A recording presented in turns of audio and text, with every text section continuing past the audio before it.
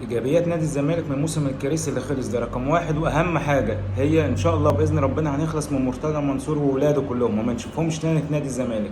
وان شاء الله هيجي لنا رئيس، اي رئيس نادي، اي واحد مؤدب محترم هيقفل على الفرقه، يبدا يوفر موارد للنادي، يبدا يدي اللعيبه مستحقاتها. رقم اتنين اسوريو، زي ما قلت قبل كده مدرب محترم وفاهم، ولكن ينقصه بعض الكواليتي بس. عايز بعض التدعيمات، اللعيبه اللي هتنفذ افكاره في ارض الملعب. ومش لازم نصرف ملايين زي المنافسين، لان احنا عارفين ان احنا في الوضع الحالي ما نقدرش ننافسهم في الفلوس. ممكن نلعبها بذكاء، اشتري لعيب اللي ينفذ الادوار المطلوبه مني في الملعب. وده دور اسوريو، ودور المفروض اللجنه الفنيه انهم يوفروا للراجل ده احتياجاته الفنيه في ارض الملعب. ماليش دعوه باسماء، مش هروح ادفع انا تاني في امام عاشور 3 4 مليون دولار عشان ارجع لعيب كان عندي اصلا يعني.